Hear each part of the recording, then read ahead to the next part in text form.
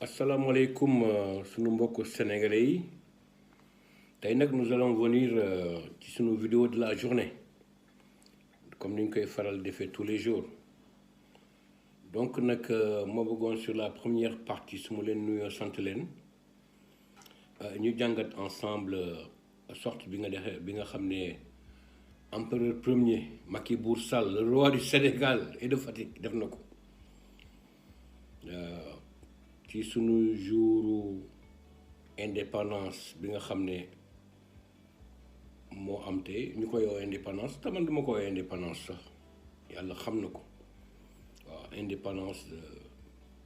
de la République du Sénégal loolu du indépendance nous n'avons pas d'indépendance dinaa ci ñëw aussi en détail jàngat bi nag bi nga xam ne mën naa ko ci wax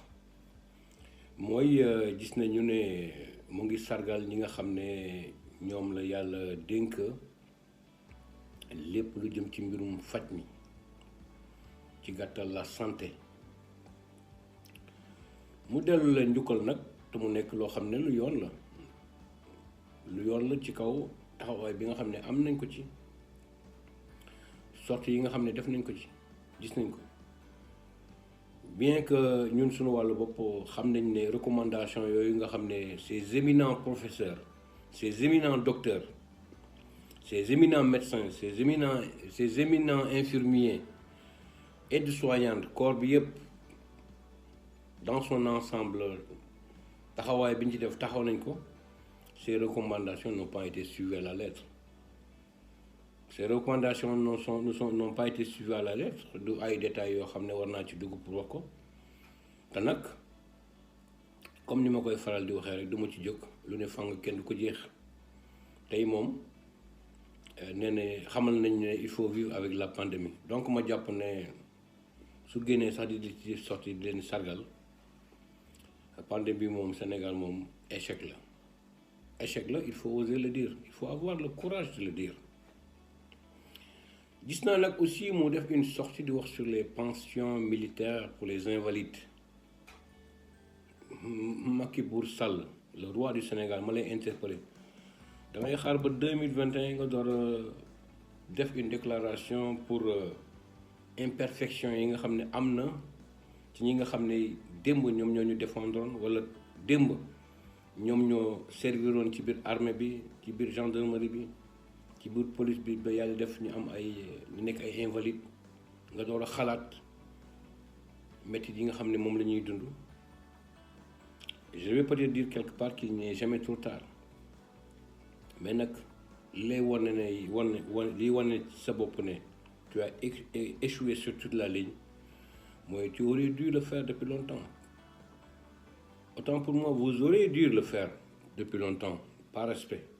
à l'institution. Vous êtes au pouvoir depuis 9 ans nga xaar ba 2021 nga bëgg a wax ci loolu yaa ngi woowee dialogue di oo les partis d'opposition ñi diisoo ñi pencoo te nag ma jàpp ne yow da nga xalaat ne Sénégal waxtaan la te waxtaan ñëpp xam nañ ne dans l'expression wolof mooy waxtaan boo xam ne suñu waxee tamit yow li la intéressé moom ngay def li la intéressé ngay dox li la intéressé moom ngay wax ci li la intéressé mooy nit ñi nga àndal ci loolu la ñuy dox ma jàpp ne man de duma la ko nëbb empereur Sall yow say wax duma ci dóor sama doom de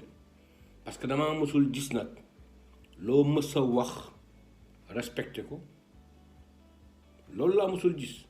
te nag dafa nekk loo xam ne sénégalais yi gis nañ ko je reviens encore lu ne fàng kenn du ko jeex Bour Sall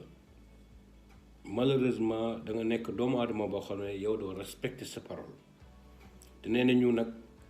nit amul lu dul kàddoom sa kàddu moom bis boo amee tolluwaay boo xam ne yow mënuloo ko respecter autant pour moi da nga jàpp ne kenn du la naw wax yi ngay wax nag di génn di ko wax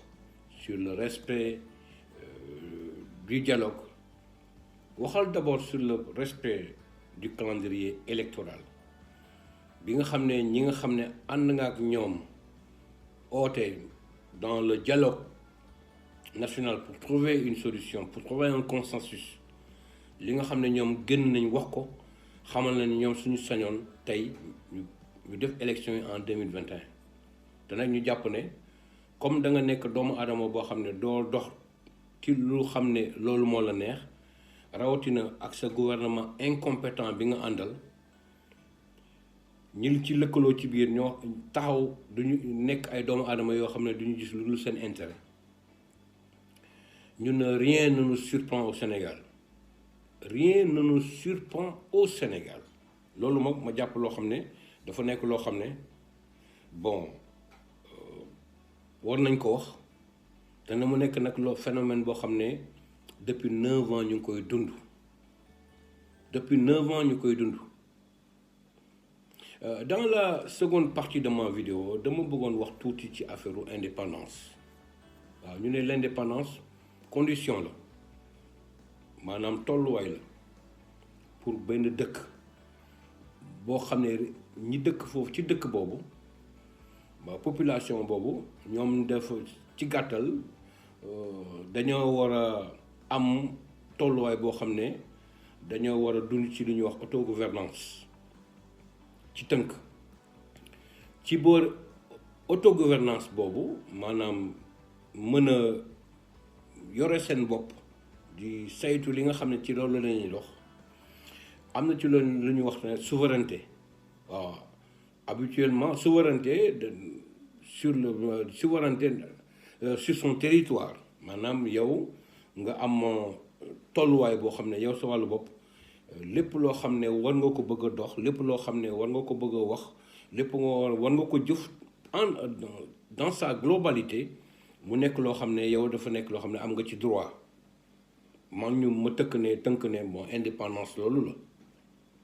waaw mais dafa am lu ñuy wooye ci biir l'opposition de l'indépendance bu nekk fait boo xam ne li koy régenté li koy tënk mooy une autorité suzérienne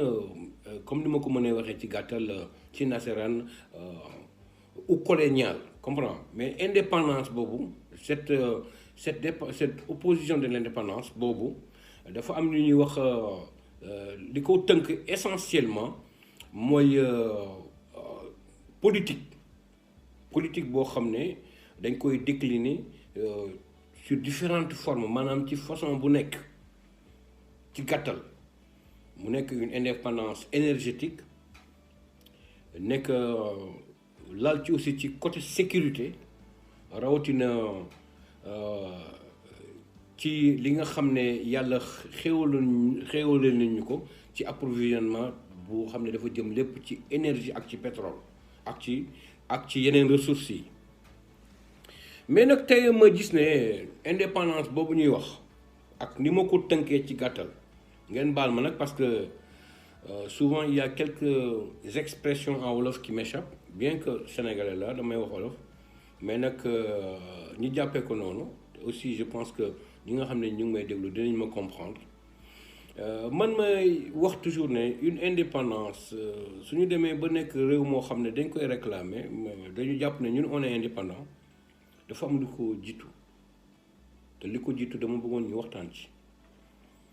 dama bëggoon aussi ñu informer ci Sénégalais yi dama bëggoon ñu yee ci askan bi dama bëggoon ci sama xam-xam bu gàtt te je pense que je préfère autant le dire dès à premier temps je suis pas un expert là-dessus mais nag quand même am naa tolluwaay boo xam ne lu mu bon tamit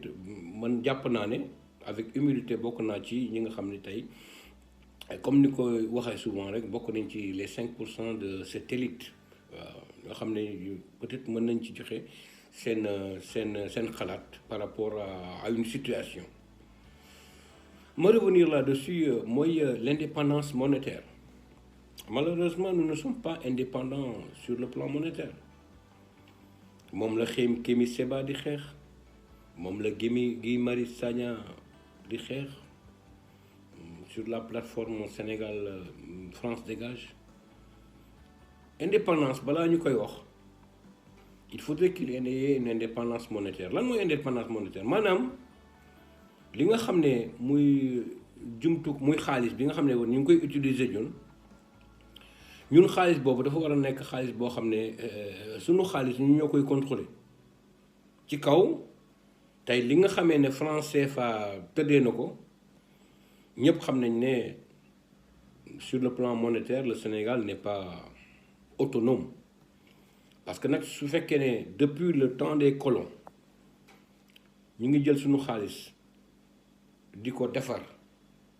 ma considère na xaalis boobu c'est une monnaie de singe et je précise j'insiste là-dessus, une monnaie de singe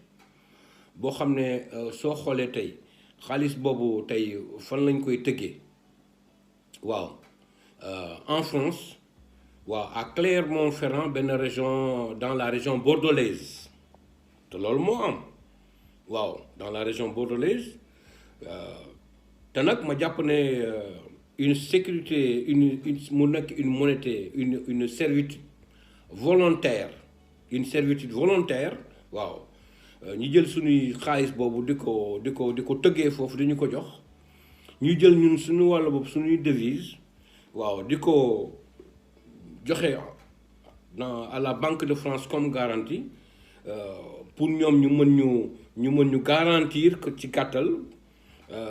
pour ñun suñu wàllu bopp ñu mën a def yenn transaction yi moi je dis que nañu bàyyi askan bi ñuy nax. Les Sénégalais sont assez éveillés, les Sénégalais sont assez intelligents. Les Sénégalais ne sont pas amnésiques. Nit ki balaa ngay toog di wax indépendance, il faut d'abord avoir une indépendance financière. Indépendance financière soo ko amul, tu n'es pas libre. Nous sommes étroitement liés à la France. Waaw, sur tous les plans. Loolu moo waral tey lii ñuy dund. te nag dañ koy dund sous la complicité de Macky Sall bien que ñi jàpp nañ le Sénégal c'est un pays boo xam ne c'est une république autant pour moi je considère que la France n'est rien d'autre qu'une région de la France autant pour moi le Sénégal n'est rien d'autre qu'une région de la France nous sommes une région de la France waaw avec comme préfet Macky Sall mu ñuy tourner comme benn boule waaw nañu bàyyi di nax askan bi nañuy wax askan bi dëgg nañuy wax askan bi di nga xam ne moom moo xew et encore une fois ma jàpp ne aussi Macky Sall yow lay waxal le roi du Sénégal et de Fatick nous ne pouvons pas vivre d'amour et d'eau fraîche nax yi dafa doy da nga ñëw promettre ba nga xam ne Sénégalais yi gëmatuñ la projet yi ngay wax insertion des jeunes yi ngay wax jeunes yi xam nañ ne li ngay wax avec tout le respect que je vous dois ay kàcc rek la dara du ci dëgg lépp loo leen taxawal comme ay projet na ngeen jàpp ne tant que créé wu leen ay commission yoo xam ne c'est des commissions indépendantes société civile bokku ci parti politique bokku ci waaw ñu nekk ñoo xam ne ñoom askan bi moo leen tax a jóg waaw ñu veiller à ce qu'il y ait un contrôle li fi amoon rek moo fi amaat di ngeen jël ay projet yooyu jox ko seeni militants xam nañ ne souvent tel est le cas vous utilisez ces projets là yi nga xam ne moom ngay wax à des fins politiques Sénégalais yi yeewu nañ ci loolu nee nañu Olof Njaay nee na ku ndombin rey sa maam soo gisee lu ñuul da ngay daw ku ndombin rey sa maam soo gisee lu ñuul da ngay daw trop c'est trop nax yi dafa war a arrêter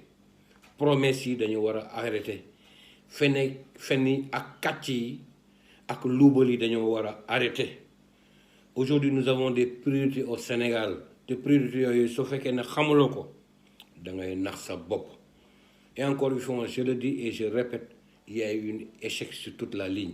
nit ki nag soo mënul da ngay jàpp ne mënuma nga jox la ngay ñi mën te loolu mooy dëgg waaw il n'est jamais tard de bien faire ma leen di sant di leen gërëm di leen souhaiter une très bonne journée Alexandre depuis Munich Allemagne jërëjëf. Abonnez-vous sur votre chaîne OSR Monde et activez la cloche pour ne rater aucune de nos prochaines vidéos.